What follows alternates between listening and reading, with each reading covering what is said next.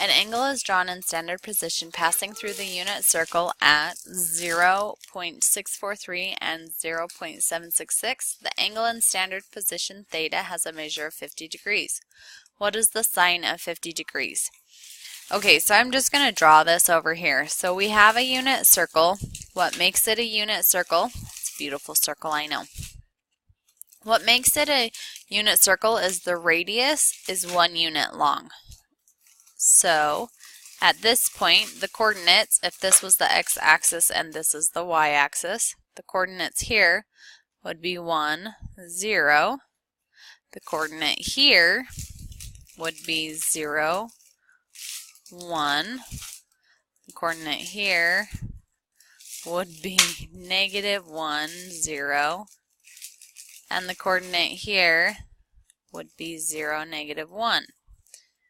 So this is a unit circle. So again, like up here, it would up here would be 2.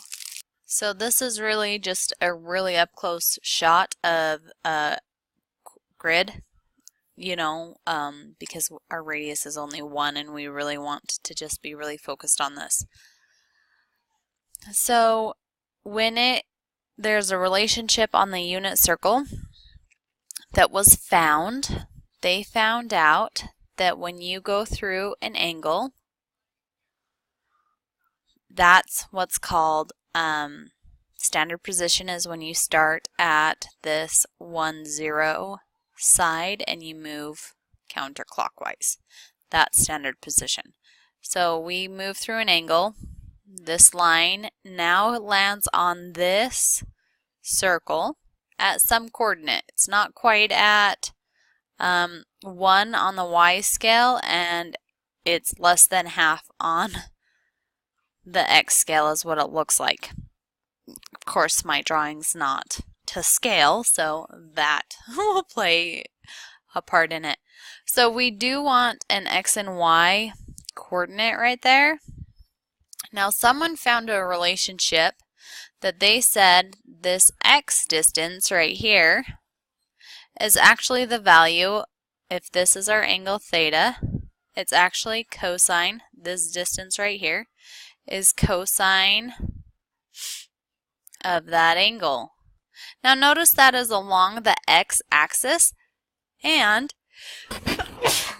excuse me, sorry, bless me, and it is along the x-axis and gives us the exact ending point along the x-axis of where that point is located up here. So that's our x-coordinate. So it's cosine.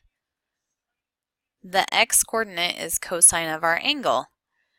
Now likewise, there was the relationship that was discovered that the height, or the y-coordinate of this, is sine of our angle. So the y-coordinate is sine of our angle. And that helps us out because it's giving us this x-coordinate and this y-coordinate. So again, remember the x-coordinate is cosine of our angle. And, whoops, that ought to have been in blue if I wanted to stay color coordinating.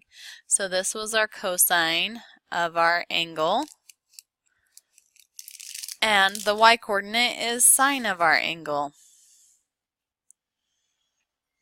So when it comes over here and it says our angle, theta, has a measure of 50 degrees, and it's asking us what is the sine of 50 degrees, it's already given it to us. It's the y-coordinate right there.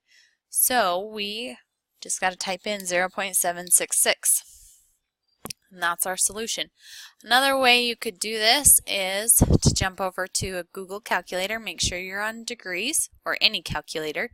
Just make sure you're in degrees. Type in sine of 50. Notice that it is 0.766. It's exactly what they gave us as the y-coordinate for that point on the unit circle. Right there. So it's 0.766.